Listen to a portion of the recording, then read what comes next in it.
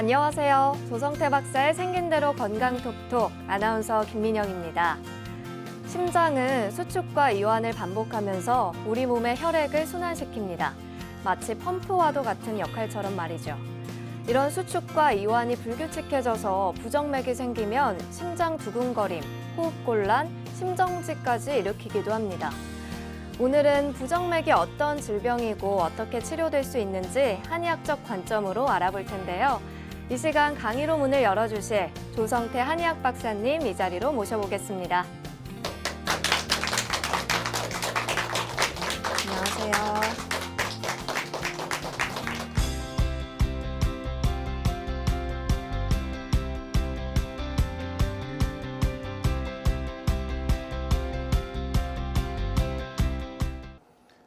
오늘은 이제 부정맥에 대한 얘기입니다. 심박동, 그러니까 맥박의 리듬이 빨라졌다, 늦어졌다를 하는 상태를 얘기하는데요. 이것이 불규칙적으로 반복되는 현상을 우리가 부정맥이라고 얘기를 합니다.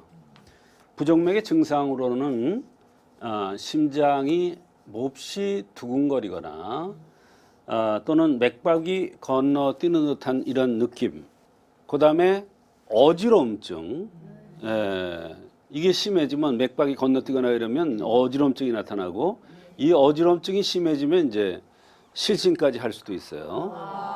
그리고 너무나 피곤해서 견디기 어렵습니다. 또 원인 없는 가슴의 통증, 또 가슴이 흉부의 불쾌감, 아주 정말 이런 사람들 표현하기를 정말 괴로움을 떠나서 불쾌감, 아주 불쾌하다는 거예요. 왜 흉부라는 것은 굉장히 중요한 장기들이 있지 않습니까? 거기가 불쾌하면은 정말로 불안해지죠. 이것이 심해지면 이제 호흡곤란, 이런 증상들이 나타나는 것이 이제 부정맥의 증상입니다. 부정맥의 원인으로는 고도의 스트레스, 이게 제일 많습니다. 스트레스. 그 다음에 음주와 흡연이라고 얘기를 했는데요. 여기에는 음식의 섭생에 잘못된 것도 하나 포함됩니다. 말하자면 마시는 것을 과하게 했을 때 본인은 몰라요. 왜 그러냐면 일상생활이 그러니까 본인은 이게 음주에 의해서 부정맥이 왔다는 것을 모릅니다. 그러나 음주에서 오는 경우가 많습니다. 그 다음에 저녁 식사를 과식하는 경우, 때에 따라서는 흡연도 원인이 될 수가 있다. 그 다음에 이제 불규칙적인 수면, 4시까지 잠을 안 자고 11시까지 늦게까지 잠을 잔다는 사람이 있어요. 이렇게 불규칙적인 수면 상태. 그 다음에 선천적 또는 후천적인 심장질환. 대개 이제 선천적인 심장질환이라는 것은 생긴 대로 병이 온다는 차원에서 화성을 띈 사람들, 예민한 사람들, 얼굴이 붉거나 입술이 얇거나 코가 뾰족하거나 눈이 동그란 이런 사람들이 선천적으로 심장질환에 의해서 부정맥이 잘 와요. 후천적인 심장질환은 코가 큰 사람이나 입이 큰 사람, 입이 큰 사람은 먹는 거 마시는 거에 의해서 오고, 코가 큰 사람은 스트레스, 고도의 스트레스에서 옵니다. 이와 같이 선천적인 요소에서 또는 후천적인 요소에서 심장질환이 올 수가 있습니다. 때에 따라서는 약물을 과하다 또는 오랫동안 장기 복용할 때 부정맥이 나타나는 경우가 있습니다. 사실 부정맥의 원인은 검사상에는 정확한 원인을 알기가 힘든 그런 질환입니다. 그러나 한의학에서는 좀 다르게 보고 있습니다. 한의학 관점으로 본 부정맥의 원인은 심허입니다. 심허라는 것은 선천적으로 심장이 약하게 태어난 사람입니다. 이런 사람들은 과로를 하거나 조그만 스트레스가 있으면 바로 부정맥이 나타납니다. 심오한 사람은 어떤 사람들이냐면 얼굴이 붉은 사람입니다. 첫째. 그 다음에 아주 예민해서 스스로 자신을 볶는 사람들 있죠. 그런 사람들 보면 웃을 때 눈가에 주름이 싹 지는 사람. 웃을 때 눈가에 주름이 싹 지는 사람. 그다음에 웃을 때 눈꼬리가 초생딸처럼 이렇게 싹 꼬부라지는 사람. 이런 사람들, 코가 뾰족한 사람들, 눈이 큰 사람들이 대개 심허로 인해서 부정맥이 나타나는 경우가 많습니다. 그런 사람들은 스스로 볶기 때문에 스트레스에 노출되기 아주 쉬워요. 스트레스 없는데도 스스로 볶아서 심장이 허해져서 부정맥이 나타날 수가 있다. 그럴 때는 이제 성심산이라든지 이런 약을 쓰면 되는데요. 그건 이제 나중에 나옵니다. 담화에 의한 거. 담화에 의한 것은 여성인데 남성과 같이 기질이 있는 사람들. 이런 사람들은 보면 코가 크거나 오뚝하거나 피부가 까마잡잡하고 거치는 사람들. 눈 밑에 다크서클이 있는 사람들. 이런 사람들은 눈 밑에 다크서클이라는 것은 가슴에 해당되니까 부정맥이 나타날 수가 있는 거예요.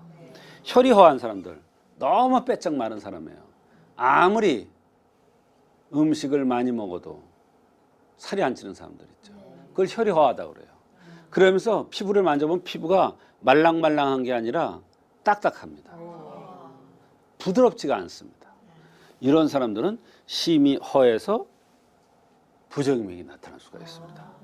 또 기가 울체돼서 얼굴이 각이 진 사람. 얼굴이 둥글럽적하거나 부드럽게 생긴 게 아니라 얼굴이 각이 졌다. 또는 광골이 나왔다. 이런 사람들이 기가 울체돼서 부정맥이 나타날 수가 있는 것입니다. 이 탈영실정이라는 건 뭐냐면 아주 부유하게 잘 살던 사람이 어느 날 사업이나 뭐 어떤 이런 거에 의해서 폭삭 그냥 재산을 다 잃었어요. 또는 아주 높은 지위에 있던 사람이 어느 날 그냥 정말 형편없는 이런 지위에 이르게 돼요. 이런 것에 의해서 여러 가지 증상들이 나타나는데 그 증상 중에 하나가 부정맥입니다. 그게 바로 탈영실정에 의한 부정맥이 되겠습니다. 부정맥이 한의학적으로 치료되는데 여러 가지 방법들이 있습니다만 우선 침치료법. 대개는 부정맥을 한의학적으로 치료할 때는 침치료와 한약치료를 동시에 합니다. 우선 침치료는 비정격이라는 것이 굉장히 도움이 많이 됩니다. 대개 비정격이 있는 사람, 비정격을 놔야 되는 사람들은 날구지가 있습니다. 날씨가 흐리면 관절이 여기저기 쑤시고 아프다. 이런 사람들이 부정맥이 있을 때는 비정격을 놓으면 아주 좋습니다. 거꾸로 또 얘기하면 부정맥이 있을 때는 다른 여러 가지 불편한 증상들, 비정격을 허리 아픈 거나 소화가 안 되거나 피곤을 많이 느낄 때도 쓰는데 부정맥이 있다. 그러면 비정격을 써서 피로함이라든지 소화장애라든지 허리의 통증이라든지 이런 걸 치료할 수가 있습니다. 그래서 이 비정격이라는 것은 부정맥의 굉장히 중요한 침치료법의 하나입니다. 그다음에 이제 소장정격이라는 게 있는데 이 소장정격은 대개 생리통이라든지 생리불순 이런 것을 치료하는데 역시 그런 증상이 있을 때 소장정격을 놓으면 부정맥이 함께 치료되는 경우를 볼 수가 있습니다. 심정격은 역시 심장이 힘이 없어서 혈압이 낮다든지 저혈압이죠. 이런 사람들이 부정맥이 동반되면 심정격을 써서 부정맥을 치료할 수가 있습니다. 이 위성격이라는 것은 뭐냐면 아주 예민한 사람들. 시계 소리가 잠자는데 거슬려서 시계를 멈춰놓고 배터리를 빼고 자야 된다고 할 정도의 사람. 또는 라제타 돌아가는 소리가 들려서 잠을 못 잔다는 사람들. 아주 예민한 사람들이죠. 그런데 이런 사람들 대개 보면 착합니다. 그런데 굉장히 예민하기 때문에 스스로가 힘들어합니다. 그럴 때 부정맥이 나타나면 그런 사람한테는 위승환격이라는 침법을 쓰면 부정맥이 좋아질 수가 있습니다. 이와 같이 같은 부정맥이라도 한의학에서는 침치료법도 이렇게 다양하게 나눠서 구별해서 치료를 해야 된다. 그러니까 한의학적으로 부정맥이 이렇게 자세하게 구별해서 치료하니까 잘 치료될 수 있는 것이죠. 또 한약 처방으로는 성심산을 쓰기도 하는데 이 성심산이라는 것은 선천적으로 심장이 허약한 사람이 몸이 약해지거나 스트레스에 의해서 심장이 더 약해져서 부정맥이 왔을 때는 성심산을 씁니다. 눈 밑에 다크서클이 있는 경우, 이 경우에는 목에 가래도 끼고 가슴이 두근거리고 답답하면서 부정맥이 올 수가 있는데 그럴 때 감이진탕을 씁니다. 청심 보혈탕은 청심, 심장을 맑게 깨끗하게 해주고 보혈, 혈을 든든하게 해줘서 부정맥을 치료하는 겁니다. 이것은 대개 보면 청심 보혈은 50대 이상의 여성들이 스트레스 많이 받고 자꾸 심장 기운은 약해지고 이러면서 부정맥이 올 때 갱년기 장애와 동반돼서 부정맥이 올 경우에 청심 보혈탕을 씁니다. 이 감이살치탕은 심기가 울체돼서 부정맥이 올 때 쓰는데 심기가 울체된다는 것은 뭐냐면 조금만 슬픈 장면을 보면은 눈물을 막 내 일인 것 같이 생각돼서 눈물이 막 흐르고 또 같이 사는 남편이 뭐라고 조금만 하면 훌쩍거리는 여성들, 이게 바로 심기 울체된 현상인데 이런 현상에 의해서 부정맥이 오는 경우가 있는데 그럴 때 감이사칠탕을 씁니다. 이 귀비탕은 질건조증이라고 해서 부부생활할 때 질에 분비물이 부족해서 건조해서 고민인 사람들이 있는데 이런 사람들은 대개 곱슬머리거나 갸름하게 미인형으로 생겼거나 코가 길게 생긴 사람들, 부드럽게 아주 이쁘게 곡선이 이렇게 생긴 사람들이 이런 현상들이 잘 나타나는데 그런 사람들이 부정맥이 왔을 때는 귀비탕이라는 약을 써서 부정맥도 치료되고 질건조증 같은 것도 치료될 수가 있습니다.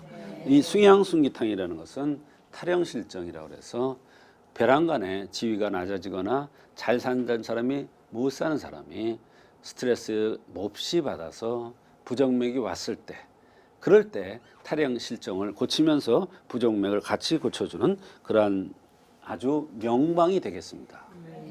이와 같이 부정맥은 한의학적으로 침치료나 한약 치료에 의해서 치료가 됩니다.